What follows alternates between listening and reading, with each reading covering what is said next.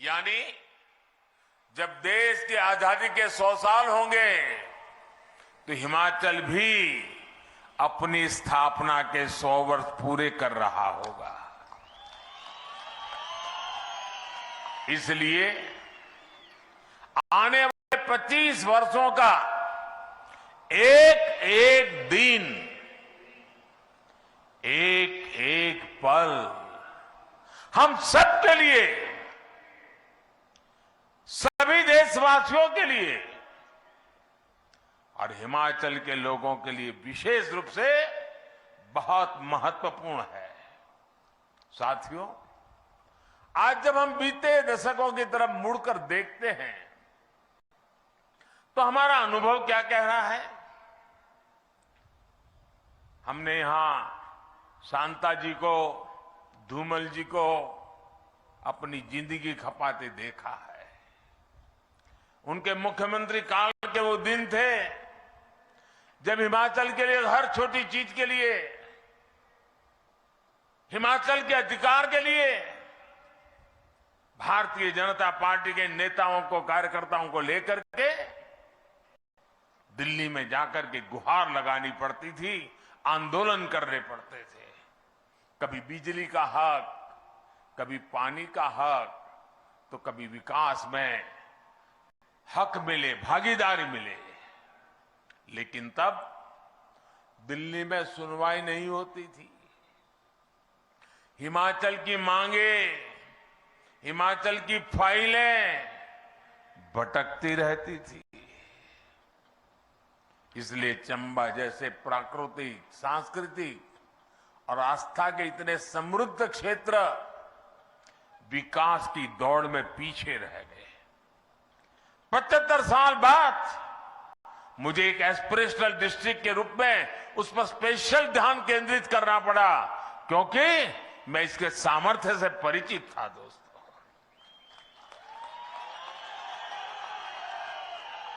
सुविधाओं के अभाव में आपके यहां रहने वालों का जीवन मुश्किल था। बाहर से आने वाले पर्यटक भला यहां कैसे पहुंच पाते? और हमारे यहां चंबा का गीत अभी जयराम जी याद कर रहे थे, जम्मू ए दी राहें चंबा कितना अक दूर।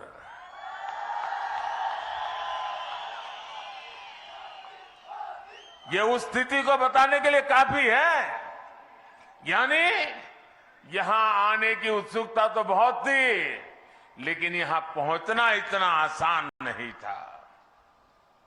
और जब ये जयराम जी ने बताया केरल की बेटी दिव्या के विषय में, देविका ने कैसे, और एक भारत श्रेष्ठ भारत का सपना ऐसे ही पूरा होता है।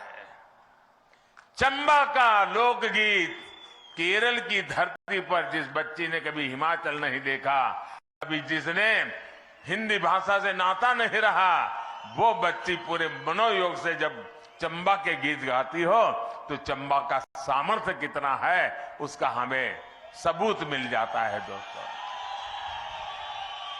और मैं चंबा का आभारी हूं कि उन्होंने बेटी देविका की इतनी तारीफ की, इतनी वाहवाही की कि पूरे देश में एक भारत श्रेष्ठ भारत का मैसेज चला गया। एक भारत श्रेष्ठ भारत के प्रति चंबा के लोगों की भावना देखकर मैं भी अभिभूत हो गया था। साथियों, आज हिमाचल के पास डबल इंजन की सरकार की ताकत है। इस डबल इंजन की ताकत ने हिमाचल के विकास को डबल तेजी से आगे बढ़ाया है। पहले सरकारें सुविधाएं वहां देती थी जहां काम आसान होता था, जहां मेहनत कम लगती थी और राजनीतिक लाभ ज्यादा मिल जाता था।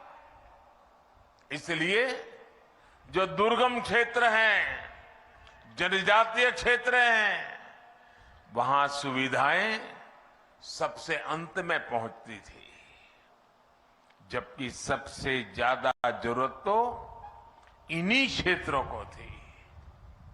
और इससे क्या हुआ? सड़क हो, बिजली हो, पानी हो, ऐसी हर सुविधा के लिए पहाड़ी क्षेत्रों, जनजातीय क्षेत्रों का नंबर सबसे अंत में आता था। लेकिन डबल इंजन की सरकार का काम, हमारा काम करने का तरीका ही अलग है।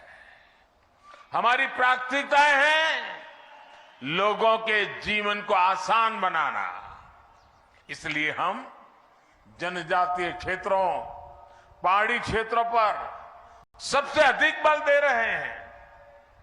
साथियों, पहले पहाड़ों में गैस कनेक्शन गिने चुने लोगों के पास ही होता था। मुझे याद है हमारे धूमल जी जब मुख्यमंत्री थे तो घरों में बिजली का चूल्हा कैसे पहुंचाऊं, इसलिए रात भर सोचते रहते थे, योजनाएं बनाते थे। उन समस्याओं का समाधान हमने आकर के कर दिया दोस्तों। लेकिन डबल इंजन की सरकार ने इसे घर घर पहुंचा दिया। पानी के नल जिनको घरों में होते थे, उनके लिए तो ये माना जाता था कि बड़े रहीशी लोग होंगे, इनकी राजनीतिक पहुंच होगी, पैसे भी बहुत होंगे, इसलिए घर तक नल आया है, वो जाना था। लेकिन आज देखिए, हर घर जल है। हिमाचल में सबसे पहले चंबा, लाहौल स्पीति और किन्नौर में ही 100% नल से जल कवरेज हुआ है। इन्हीं जिलों के लिए पहले की सरकारें कहती थी कि दुर्गम है, इसलिए विकास नहीं हो पाता। ये सिर्फ पानी पहुंचाया, बहनों को सुविधा मिली, इतने तक सीमित नहीं है, बल्कि शुद्ध पेयजल से नवजात बच्चों का जीवन भी बच रहा है। इसी प्रकार गर्भवती बहनें हो या छोटे छोटे बच्चे, इनके टीकाकरण के लिए कितनी मुश्किलें पहले होती थी, आज गांव के स्वास्थ्य केंद्र में ही हर प्रकार के टीके उपलब्ध है।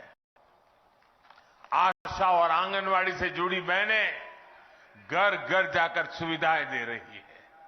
गर्भवती माताओं को मातृवंदना योजना के तहत हजारों रुपए दिए जा रहे हैं।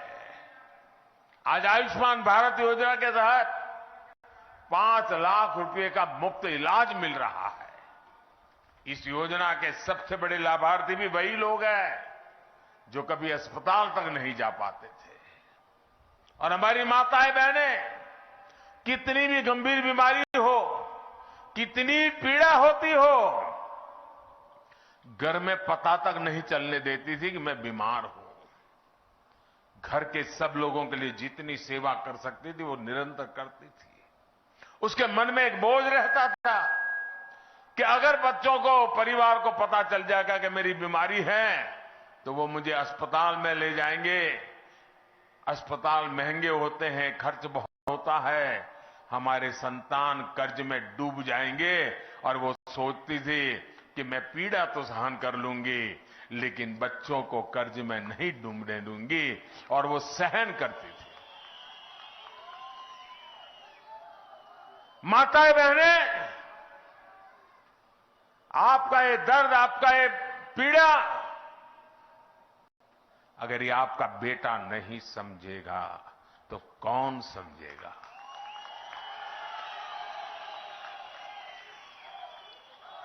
और इसलिए आयुष्मान भारत योजना के तहत 5 लाख रुपए तक परिवारों को मुफ्त में आरोग्य की व्यवस्था मिले, इसका प्रबंध कर दिया। भाइयों, साथियों, सड़कों के अभाव में तो इस क्षेत्र में पढ़ाई भी मुश्किल थी। अनेक बेटियों को तो स्कूल इसलिए छुड़वा दिया जाता था क्योंकि दूर पैदल जाना पड़ता था। इसलिए आज एक तरह हम गांव के पास ही अच्छी डिस्पेंसरी बना रहे हैं, वेलनेस सेंटर बना रहे हैं, तो वहीं पर जिले में मेडिकल कॉलेज भी खोल रहे हैं। सर, जब हम वैक्सीनेशन का अभियान चला रहे थे तो मेरे दिल में साफ था कि हिमाचल में टूरिज्म को कोई रुकावट ना आए, इसलिए सबसे पहले हिमाचल का वैक्सीनेशन का काम तेजी से बढ़ाना चाहिए और राज्यों में बाद में किया। हिमाचल में वैक्सीनेशन सबसे पहले पूरा किया और मैं जयराम जी और उनकी सरकार को बधाई देता हूं कि आपकी जिंदगी के लिए उन्होंने रात दिन मेहनत की भाइयों। आज डबल इंजन सरकार की कोशिश ये भी है कि हर गांव तक पक्की सड़क तेजी से पहुंचे। आप सोचिए 2014 से पहले के 8 वर्षों में हिमाचल में 7,000 किलोमीटर ग्रामीण सड़कें बनाई गई थी। आप बताएंगे, मैं बोलूंगा, याद रखोगे? 7,000 किलोमीटर सड़कें कितनी? 7,000 कितनी? आज और उस समय खर्च कितना किया था? 1,800 करोड़, 1,800 करोड़ खर्च किया। अब देखिए 7,000 और यहां देखिए हमने 8 वर्ष में, ये मैं आजादी के बाद कहता हूं 7,000, हमने 8 वर्ष में अब तक 12,000 किलोमीटर लंबी गांव की सड़कें बनाई है और 5,000 करोड़ रुपए की लागत से आपके जीवन को बदलने के लिए जी जान से कोशिश की है भाइयों। यानी पहले के मुकाबले करीब करीब 2 गुने से ज्यादा सड़कें बनी है। 2 गुने से भी ज्यादा हिमाचल की सड़कों पर निवेश किया गया है। हिमाचल के सैकड़ों गांव पहली बार सड़कों से जुड़े हैं। आज जो योजना शुरू हुई है, इससे भी 3,000 किलोमीटर की सड़कें गांवों में नई बनेगी। इसका सबसे अधिक लाभ चंबा और दूसरे जनजातीय क्षेत्रों के गांवों में होगा। चंबा के अनेक क्षेत्रों को अटल टनल का भी बहुत अधिक लाभ मिल रहा है। इससे क्षेत्र साल भर बाकी देश से जुड़े रहे हैं। इसी प्रकार केंद्र सरकार की विशेष पर्वतमाला योजना आपने बजट में घोषित किया हुआ था, देखा होगा। इसके तहत चंबा सहित कांगड़ा, बिलासपुर, सिरमौर, कुल्लू जिलों में रोपवे का नेटवर्क भी बनाया जा रहा है। इससे स्थानीय लोगों और पर्यटकों दोनों को बहुत लाभ मिलेगा, बहुत सुविधा होगी। भाइयों बहनों, बीते 8 वर्षों में आपने मुझे जो सेवा करने का मौका दिया है, आपके एक सेवक के रूप में हिमाचल को बहुत सी परियोजनाएं देने का मुझे सौभाग्य मिला और मेरे जीवन में एक संतोष की अनुभूति होती है। अब जयराम जी दिल्ली आते हैं, पहले जाते थे लोग तो क्यों जाते थे? अर्जी लेकर के जाते थे, जरा कुछ करो, कुछ दे दो, भगवान तुम्हारा भला करेगा। वो हाल कर दिया था दिल्ली वालों ने। आज अगर हिमाचल के मुख्यमंत्री मेरे पास आते हैं तो साथ में बड़ी खुशी के साथ कभी चंबा का रुमाल ले आते हैं, कभी चंबा का थाल का उपहार लेकर के आते हैं और साथ सारे जानकारी देते हैं कि मोदी जी आज तो मैं खुशखबरी लेकर आया हूं, फलाना प्रोजेक्ट हमने पूरा कर दिया, नए फलाने प्रोजेक्ट पर हमने काम शुरू कर दिया। अब हिमाचल वाले हक मांगने के लिए गिड़गिड़ाते नहीं हैं, अब दिल्ली में वो हक जताते हैं और हमें आदेश भी देते हैं। और आप सभी जनता जनार्दन का आदेश, आपका आदेश, और आप ही मेरा हाईकमांड है। आपका आदेश मैं अपना सौभाग्य समझता हूं भाइयों बहनों। इसलिए आप लोगों की सेवा करने का आनंद भी कुछ और होता है, ऊर्जा भी कुछ और होती है। साथियों, आज जितने विकास कार्यों का उपहार हिमाचल को एक दौर में मिलता है, उतना पहले की सरकारों के समय कोई सोच भी नहीं सकता था। पिछले 8 वर्षों में पूरे देश के पहाड़ी क्षेत्रों में, दुर्गम इलाकों में, जनजातीय क्षेत्रों में तेज विकास का एक महायज्ञ चल रहा है। इसका लाभ हिमाचल के चंबा को मिल रहा है, पांगी भरमौर को मिल रहा है, छोटा बड़ा भंगाल, गिरिपार, किन्नौर और लाहौल स्पीति जैसे क्षेत्रों को मिल रहा है। पिछले वर्ष तो चंबा ने विकास में सुधार के मामले में देश के 100 से अधिक आकांक्षी जिलों में दूसरा स्थान प्राप्त कर लिया। मैं चंबा को विशेष बधाई देता हूं।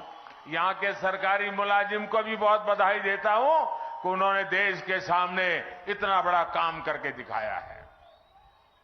कुछ समय पहले ही हमारी सरकार ने एक और अहम फैसला लिया है। सिरमौर के गिरिपार क्षेत्र के हाटी समुदाय को जनजातीय दर्जा देने का फैसला ये दिखाता है कि हमारी सरकार जनजातीय लोगों के विकास के लिए उनको कितनी प्राथमिकता देती है।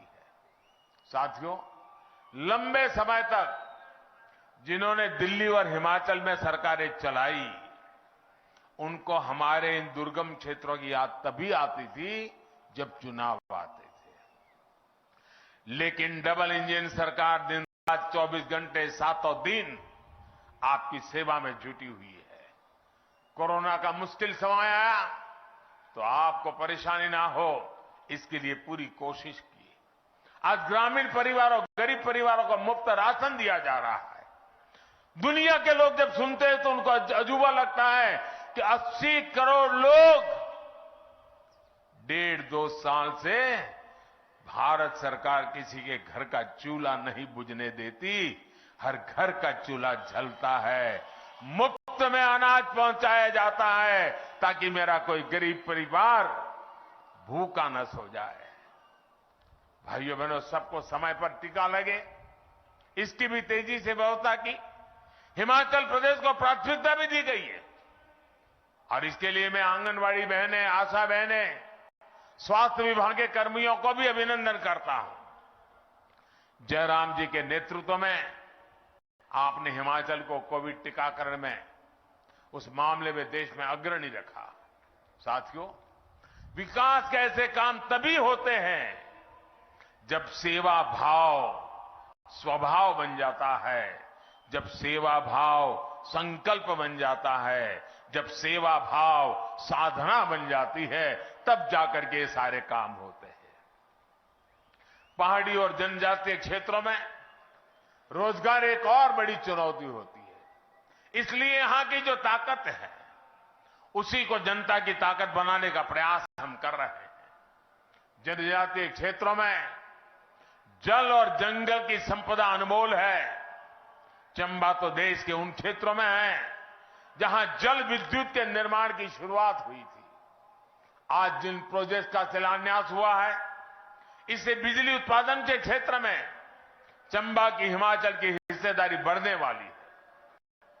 यहां जो बिजली पैदा होगी, इससे चंबा को, हिमाचल को सैकड़ों करोड़ रुपए की कमाई होगी। यहां के नौजवानों को रोजगार के अवसर मिलेंगे। पिछले साल भी 4 बड़े जल विद्युत प्रोजेक्ट का लोकार्पण और शिलान्यास करने का अवसर मुझे मिला था। कुछ दिन पहले बिलासपुर में जो हाइड्रो इंजीनियरिंग कॉलेज शुरू हुआ है, उससे भी हिमाचल के युवाओं को लाभ होने वाला है। यहां की एक और ताकत बागवानी है, कला है, शिल्प है। चंबा के फूल, चंबा का चूक, राजमहल का मदा, चंबा चप्पल, चंबा थाल और पांगी की ठांगी, ऐसे अनेक उत्पाद, ये हमारी धरोहर है। मैं स्वयं सहायता समूह की महिलाओं को भी, उनकी भी सराहना करूंगा, क्योंकि वे वोकल फॉर लोकल यानी उत्पादों को बढ़ावा देने के सरकार के प्रयासों को बल दे रही है। वन डिस्ट्रिक्ट वन प्रोडक्ट योजना के तहत भी ऐसे उत्पादों को बढ़ावा दिया जा रहा है। मेरा खुद भी प्रयास रहता है कि विदेशी मेहमानों को ये चीजें भेंट करूं ताकि पूरी दुनिया में हिमाचल का नाम बढ़े, दुनिया में ज्यादा ज्यादा देश के लोग हिमाचल के उत्पादों के बारे में जाने। मैं ऐसी चीजें ले जाता हूं, किसी को स्मृति चिन्ह देना है तो बस मेरे हिमाचल के गांव से बनी हुई चीजें देता हूं।